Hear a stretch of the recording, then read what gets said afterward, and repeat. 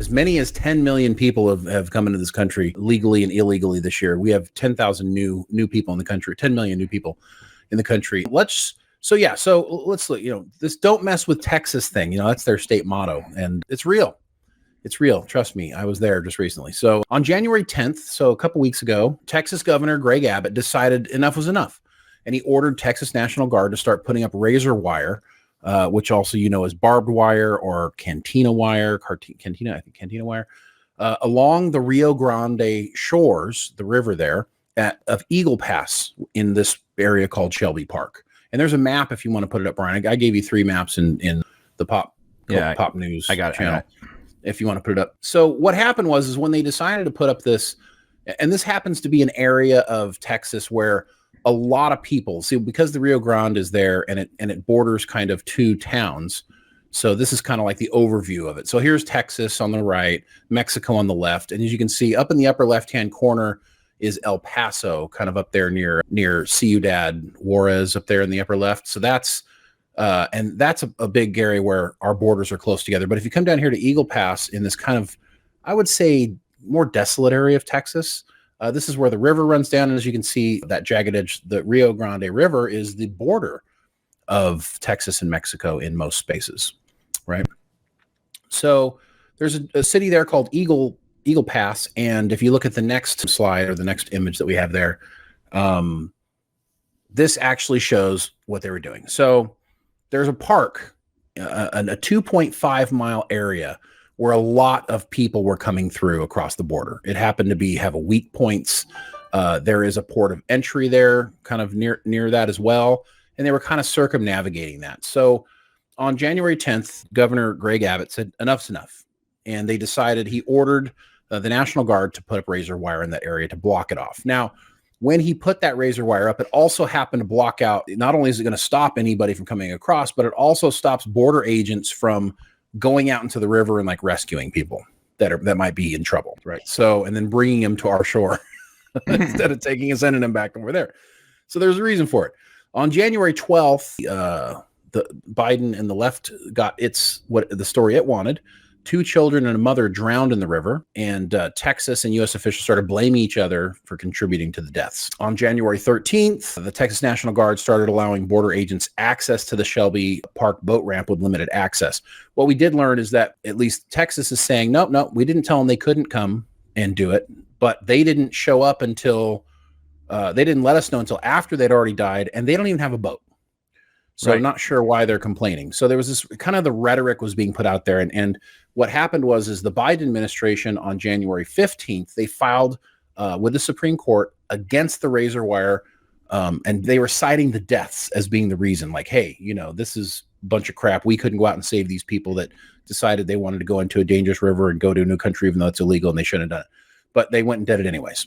Okay. On January 17th, Homeland Security gave a deadline to Texas saying, end this blockade or else we'll be submitting to the Department of Justice for appropriate action against you. Texas basically gave them the middle finger. Also on January 17th, Texas authorities started arresting migrants in Shelby Park. So Texas started arresting migrants in Shelby Park and charging them with criminal trespassing instead of the border agents doing it, right? Mm-hmm. And then on January 22nd, after Biden and the left started putting this stuff in, the Supreme Court voted 5-4 to allow Border Patrol agents to actually remove the razor wire. Texas governor responded with a letter on X or Twitter that Texas will not back down. But U.S. Border Patrol agents also said last week they currently have no plans to dismantle the razor wire. So the razor wire is staying in place, even though the Supreme Court has allowed because the Texas government is fighting back against that. They actually went back to court again and said, no. So they're going to be fighting back to try to get another decision on it. On January 24th, more razor wire was put up in Shelby Park, even after the Supreme Court said they could be taken down. So more is going up. None has come down. Governor Abbott also issued a statement that Biden is failing his duties to protect the nation's borders. On January 26th, the Department of Homeland Security issued a second deadline telling Texas they have to give access to border agents. So coming up on February 7th, the Fifth Circuit will hear oral arguments about removing the barbed wire. There's going to be a ruling this spring about them. So we got a few months before that happens. And likely this is going to end up back at the Supreme Court next fall, right around election time. Of course. And so what happens if the Supreme Court rules against Texas and Texas chooses not to obey? And that has brought up all this ideas of a civil war, right? Right. So what are some of the facts? Some of the facts are that we know is that recently, this last few days, Trump came out and said, all you states that support, and so half of the states, if there's a map of that as well, if you want to show it, half of the states in America have come out to support Texas.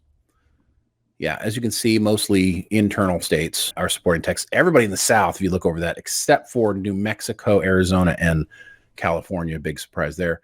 And surprised Arizona isn't on board. Arizona is still democratically controlled.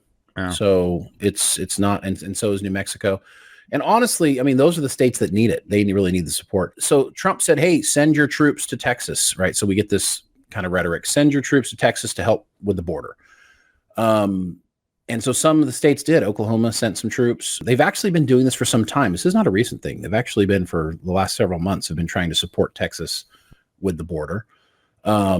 So now this has ramped up even more talk about civil war, right? So we've got now the states are going, against each other. We support it, we don't support it, right? And it's turning into a political situation. So what's the truth here, Brian?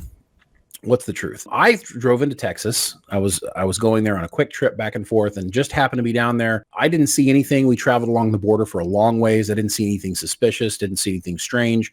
Ended up talking to 2 or 3 border agents as we were going through, and just asked them, like, hey, is this a big deal? What's going on? And, one of them didn't want to answer. Another one said, it's not that big of a deal. Like, people make more of it than it really is. Yeah. Another guy said, hey, look, man, I'm a Texan. Like most of us border agents who live here, we're also Texans. Right.